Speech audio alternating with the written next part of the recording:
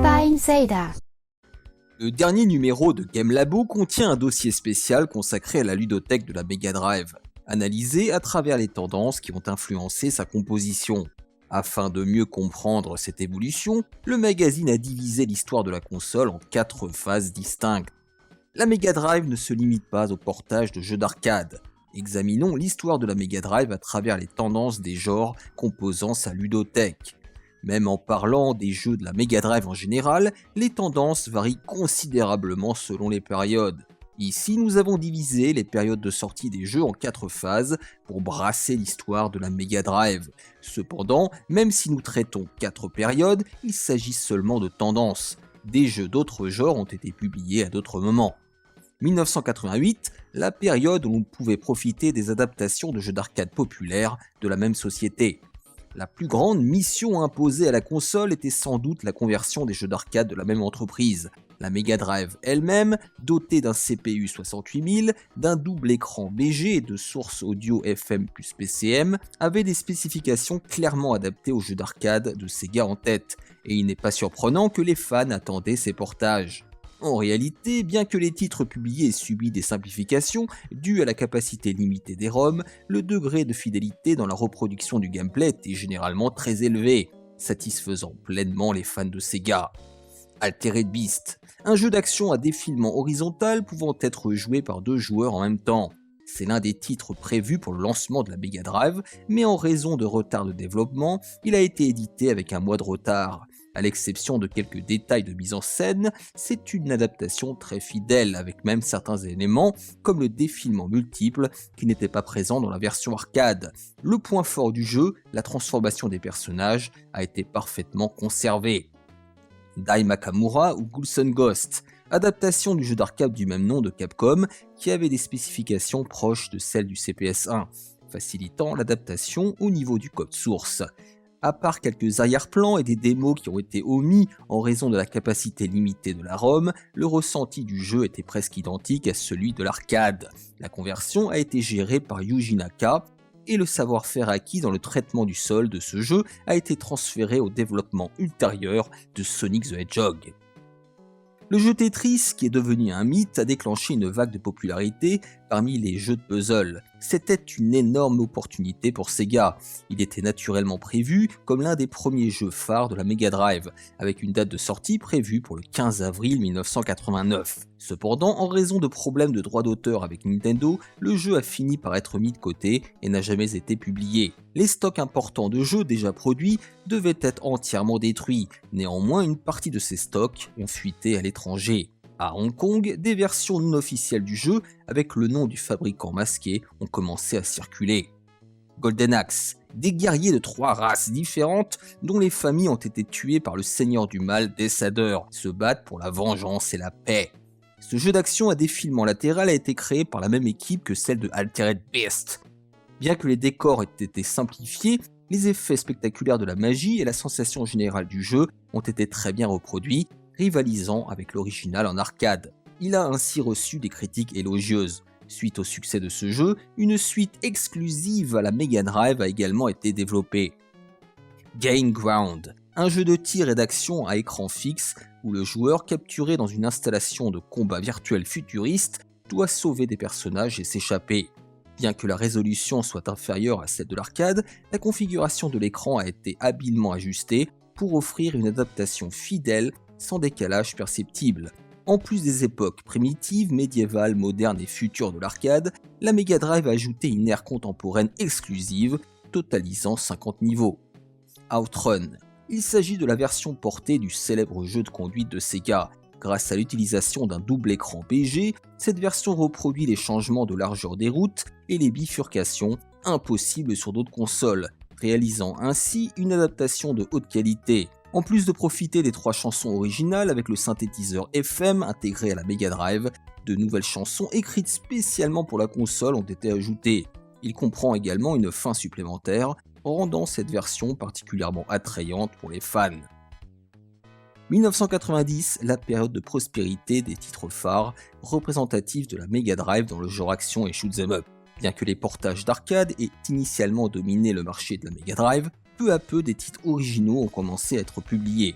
En particulier, de nombreux jeux de tir ont tiré parti de la vitesse de traitement rapide de la console. Par exemple, la série Thunder Force, qui a débuté comme un portage du X68000, est devenue exclusive à la Mega Drive à partir de Thunder Force 3, se développant en une série emblématique pour la console. Thunder Force 3 est le troisième opus de la série, se concentrant uniquement sur le défilement horizontal. La qualité des effets de défilement raster, les beaux arrière-plans à défilement multiples et la musique claire et héroïque ont été très appréciés, faisant de ce jeu un classique toujours populaire. L'utilisation de la carte compatible Mega Drive Sega System C2 pour un portage sur arcade est également un point notable. Michael Jackson's Moonwalker, un jeu d'action avec le défunt King of Pop, Michael Jackson, comme personnage principal. Basé sur le film Moonwalker, le jeu a été développé sous la supervision directe de Michael Jackson, un grand amateur de jeux vidéo. L'utilisation des hits de Michael Jackson pour la bande-son, ainsi que les actions et la magie de danse impressionnantes, ont captivé les fans du monde entier. Musha à l'Est, le quatrième jeu de la série à l'Est de Compile, avec un thème de Shooting Cyber Samurai distingué de la série précédente. L'harmonie entre le style japonais et les robots avec une bande-son heavy metal, ainsi qu'un gameplay rafraîchissant et rapide, en font un titre particulièrement apprécié, à la fois au Japon et à l'étranger. Sonic the Hedgehog, le jeu de début du hérisson le plus rapide de l'histoire, créé pour rivaliser avec Mario de Nintendo. Avec un défilement ultra rapide dépassant la vision humaine et des graphismes éclatants, ce jeu a non seulement consolidé la position de la Mega Drive, mais a également établi Sonic comme le personnage emblématique de Sega. Battlemania, un jeu de tir avec un ton unique où les personnages principaux, Manya Otori et Maria Haneda, combattent contre une organisation criminelle. Connu comme l'un des jeux gag les plus notables de la Mega Drive, il est célèbre pour ses nombreuses références à Sega, y compris le nom de personnages inspirés de lieux associés à Sega et une scène montrant une autre console, la Super Famicom, qui se fait écraser. Bare Knuckle 2, le deuxième opus de la série d'action à défilement latéral développé pour la Mega Drive. Grâce à une difficulté relativement basse permettant d'avancer dans les niveaux par de simples pressions répétées de boutons, le jeu offre une expérience de jeu extrêmement agréable. La musique pop de Yuzo Koshiro, combinée à des stages variés, rend ce titre recommandable, même pour ceux qui ne sont généralement pas fans du genre. Sealfed, un jeu de tir à la première personne, remake audacieux du titre du même nom, sorti à l'origine sur PC. Exploitant les capacités du Mega CD, il compile des modèles de vaisseaux en polygone avec des arrière-plans de films pré-rendus, offrant une expérience de jeu immersive inédite. Le jeu comporte un total de 20 niveaux. 1991, l'ère des jeux à caractère unique, à savourer tranquillement. Pour qu'une console de jeux vidéo domestique soit un succès, la présence de RPG populaires pouvant devenir des titres phares est essentielle. Juste après le lancement de la Mega Drive, Phantasy Star 2 a joué ce rôle, mais vers 1991, lorsque la demande de portage d'arcade a commencé à diminuer, des jeux de RPG de simulation, qui nécessitent plus de temps pour être appréciés, sont devenus plus demandés. Des titres classiques comme Sango Kushi ont été portés, tandis que des titres uniques et originaux spécifiques à la Mega Drive ont été publiés, typiques de Sega. Advanced Daisen Laku. Basé sur la série populaire sur PC du même nom, ce titre original de la Mega Drive se déroule pendant la Seconde Guerre mondiale en Europe. En mode campagne, vous pouvez jouer en tant qu'armée allemande et vous lancer dans des scénarios historiques hypothétiques. Le jeu requiert une réflexion complexe et les tours du CPU sont notoirement longs, ce qui a amené de nombreux joueurs à adapter leur routine quotidienne au jeu.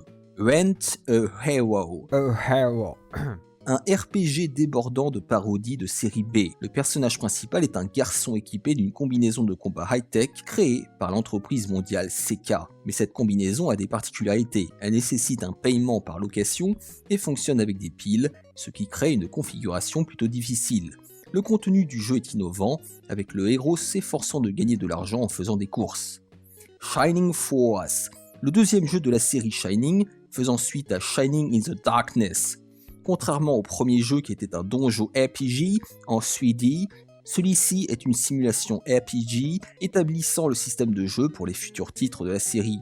Il se distingue par ses nombreuses animations et une interface simple, rendant le jeu accessible et visuellement plaisant pour les débutants. Lunar, un RPG représentatif du Mega CD avec une conception orthodoxe et un excellent équilibre de jeu. Les donjons ne sont pas excessivement complexes et les scènes de combat sont fluides. L'ouverture animée unique au CD-ROM et les chansons riches à la fin du jeu sont ses points forts. Landstalker, un RPG d'action en vue isométrique développé par Naito Shin, connu pour être le programmeur principal de Dragon Quest 3 et 4. Le jeu se caractérise par ses cartes présentant des différentes altitudes et de profondeur, fusionnant habilement les éléments d'action, de plateforme et d'exploration de cartes, créant une expérience de jeu addictive une fois que l'on s'y habitue. Phantasy Star 4, le quatrième et dernier opus de la série Phantasy Star, concluant l'histoire se déroulant dans le système solaire Algol depuis le premier jeu. Les membres de l'équipe des premiers jeux se sont réunis pour terminer cette histoire épique s'étendant sur 1000 ans. Avec sa mise en scène rythmée, c'est l'un des grands RPG de Sega à ne pas manquer. Story of Thor, un RPG développé par Ancient, dirigé par Yuzo Koshiro et publié dans le cadre du projet Mega Role Playing Project de Sega. L'une de ses caractéristiques distinctives est son fort aspect d'action en temps réel, incluant une épée, des coups de pied et l'utilisation d'objets et d'invocations d'esprit. Il offre le plaisir de manœuvrer des personnages importants de manière dynamique. 1992, l'ère de l'afflux des jeux étrangers Rentrez chez vous! Qui exploitent les caractéristiques de la Mega Drive et de nombreux titres classiques. La Mega Drive, commercialisée dans divers pays dont l'Europe et l'Amérique du Nord, a enregistré de bonnes ventes sous le nom de Genesis en Amérique du Nord, se mesurant à la Super NES en termes de part de marché. En raison de cette situation, de nombreux jeux avec des approches uniques ont été localisés et publiés au Japon. La disponibilité de ces titres étrangers est l'une des caractéristiques distinctives de la Mega Drive. Rise of the Dragon, un jeu d'aventure cyberpunk développé par la société américaine Dynamix. Le jeu se caractérise par un curseur à l'écran qui affiche des options de sélection et des actions sont déclenchées en fonction des choix du joueur. Le temps s'écoule constamment dans le jeu et les événements peuvent se produire indépendamment des actions du joueur.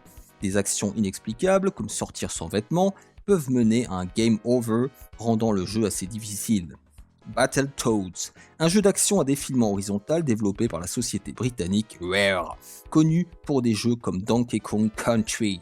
L'histoire suit trois grenouilles combattant la reine maléfique pour sauver leur ami capturé. Le jeu se distingue par la diversité des coups des personnages et des mises en scène élaborées pour chaque stage. Les graphismes, tant des personnages que des décors, sont finement détaillés et la musique est hautement appréciée avec des compositions mémorables pour chaque stage.